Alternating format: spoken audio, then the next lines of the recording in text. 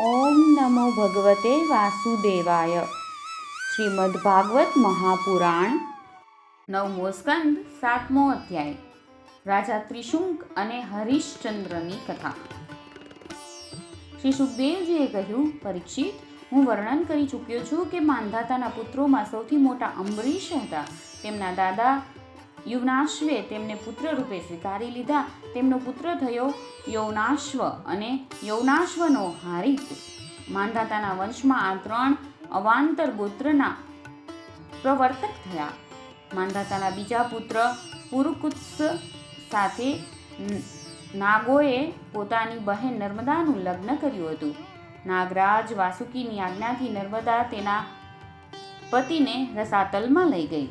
ત્યાં ભગવાનની શક્તિથી સંપન્ન થઈને પુરુકુત્સે વધ કરવા યોગ્ય ગંધર્વોને મારી નાખ્યા. આનાથી પ્રસન્ન થઈને નાગરાજે પુરુકુત્સને વરદાન આપ્યું કે જે આ પ્રસંગનું સ્મરણ કરશે તે સર્પોથી નિર્ભય થઈ જશે. રાજા પુરુકુત્સનો પુત્ર ત્રસદ્રસ્યુ હતો. તેના પુત્ર થયા અનરણ્ય. અનરણ્યના હર્યશ્વ. તેમના અરુણ અને અરુણનો પુત્ર થયો ત્રિબંધન. ત્રિબંધનનો પુત્ર સત્યવ્રત થયો. સત્યવ્રત ત્રિશુંકના નામથી પણ પ્રસિદ્ધ થયો. જોકે ત્રિશુંક પોતાના પિતા અને ગુરુદેવના શાપથી ચાંડાળ બની ગયા હતા, પરંતુ વિશ્વામિત્રજીના પ્રભાવથી સદેહે સ્વર્ગમાં ચાલ્યા ગયા. દેવતાઓએ તેમને ત્યાંથી પાછા ધકેલ્યા અને તેઓ ઊંધા મસ્તકે પડી ગયા.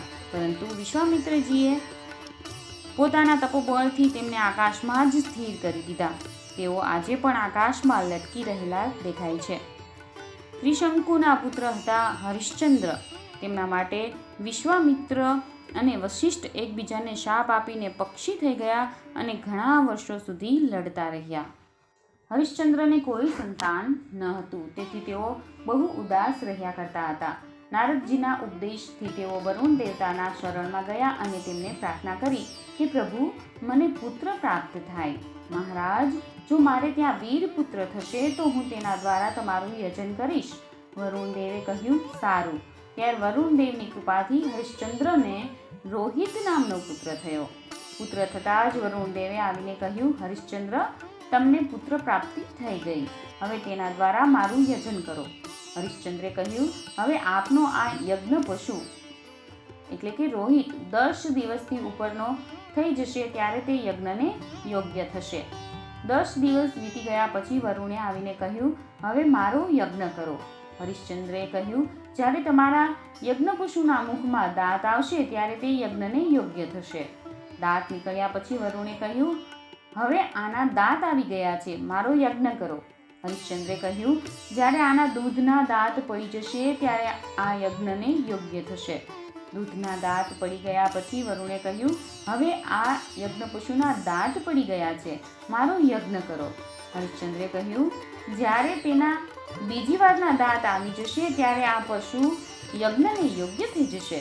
દાંત ફરી ઉગી આવ્યા ત્યારે વરુણે કહ્યું, હવે મારો યજ્ઞ કરો. હરિશ્ચંદ્રે કહ્યું, વરુણજી મહારાજ, ક્ષત્રિય જ્યારે કવચ ધારણ કરે છે ત્યારે તેને યજ્ઞ માટે પવિત્ર પશુ માનવામાં આવે છે. પરીક્ષિત, આ પ્રમાણે રાજા હરિશ્ચંદ્ર પુત્રના પ્રેમમાં વાયદાઓ કરીને સમય ટાળતા રહ્યા. તેનું કારણ એ હતું કે પુત્ર સ્નેહના બંધને તેમના હૃદયને જકડી લીધું હતું. તેઓ જે સમયે કહેતા, વરુણ દેવ તે સમયની રાહ જોતા. જ્યારે રોહિતને આ વાતની ખબર પડી કે પિતાજી તો મારું બલિદાન આપવા ઈચ્છે છે, ત્યારે તે પોતાના પ્રાણોની રક્ષા માટે હાથમાં ધનુષ્ય લઈને વનમાં ચાલ્યો ગયો. થોડા દિવસ પછી તેને ખબર પડી કે વરુણ દેવે કોપાયમાન થઈને મારા પિતાજી પર આક્રમણ કર્યું છે, જેના કારણે તેઓ જળોદર નામના રોગથી પીડાય છે. ત્યારે રોહિત પોતાના નગર તરફ ચાલી નીકળ્યો, પરંતુ ઇન્દ્રે આવીને તેને રોકી લીધો. ઇન્દ્રે કહ્યું, બેટા રોહિત, યજ્ઞ પશુ બનીને મરવા કરતાં તો પવિત્ર તીર્થો અને ક્ષેત્રોનું સેવન કરતા રહીને પૃથ્વી પર વિચરવું જ સારું છે. ઇન્દ્રની વાત માનીને તે 1 વર્ષ સુધી વનમાં જ રહ્યો. આ જ પ્રમાણે બીજા, ત્રીજા, ચોથા અને 5મા વર્ષે પણ રોહિતે પોતાના પિતા પાસે જવાનો વિચાર કર્યો, પરંતુ વૃદ્ધ બ્રાહ્મણનો વેશ ધારણ કરીને દરેક વખતે ઇન્દ્ર આવીને તેને રોકી લેતા. આ પ્રમાણે 6 વર્ષ સુધી રોહિત વનમાં જ રહ્યો. 7મા વર્ષે જ્યારે તે પોતાના નગર તરફ જવા લાગ્યો ત્યારે તેણે અજીગર્ત પાસેથી તેમના વચલા પુત્ર શુનહશેપને વેચાતો લઈ લીધો અને તેને યજ્ઞપશુ બનાવવા માટે પોતાના પિતાને સોંપીને તેમના ચરણોમાં નમસ્કાર કર્યા. ત્યારે પરમ યશસ્વી અને શ્રેષ્ઠ ચરિત્રવાળા રાજા હરિશ્ચંદ્રે જળોદર નામના રોગથી છૂટીને પુરુષમેધ યજ્ઞ દ્વારા વરુણ વગેરે દેવતાઓનું યજન કર્યું. તે યજ્ઞમાં વિશ્વામિત્રજી હોતા થયા. પરમ સંયમી જમદગ્નિએ અધ્વર્યુનું કાર્ય કર્યું. વશિષ્ઠજી બ્રહ્મા બન્યા અને અયાસ્ય મુનિ સામગાન કરનાર ઉદ્ગાતા બન્યા. તે સમયે ઇન્દ્રએ પ્રસન્ન થઈને હરિશ્ચંદ્રને સોનાનો એક રથ આપ્યો હતો. પરીક્ષિત, આગળ જતાં હું શુનહશેપનું મહાત્મય કહીશ. હરિશ્ચંદ્રને તેમના પત્ની સાથે સત્યમાં દ્રઢતાપૂર્વક સ્થિત જોઈને વિશ્વામિત્રજી ઘણા જ પ્રસન્ન થયા. તેમણે તેમને તે જ્ઞાનનો ઉપદેશ કર્યો જેનો ક્યારેય નાશ થતો નથી. તે પ્રમાણે રાજા હરિશ્ચંદ્રએ પોતાના મનને પૃથ્વીમાં, પૃથ્વીને જળમાં, જળને તેજમાં, તેજને વાયુમાં અને વાયુને આકાશમાં સ્થિર કરીને આકાશને અહંકારમાં લીન કરી દીધું. પછી અહંકારને મહતત્વમાં લીન કરીને તેમાં જ્ઞાન કલાનું ધ્યાન કર્યું અને તેનાથી અજ્ઞાનને ભસ્મ કરી દીધું.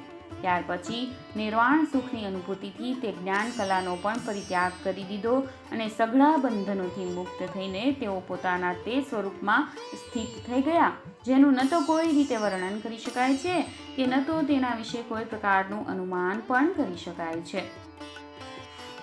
9મા સ્કંધ અંતર્ગત હરિશ્ચંદ્ર ઉપાખ્યાન નામનો 7મો અધ્યાય સમાપ્ત.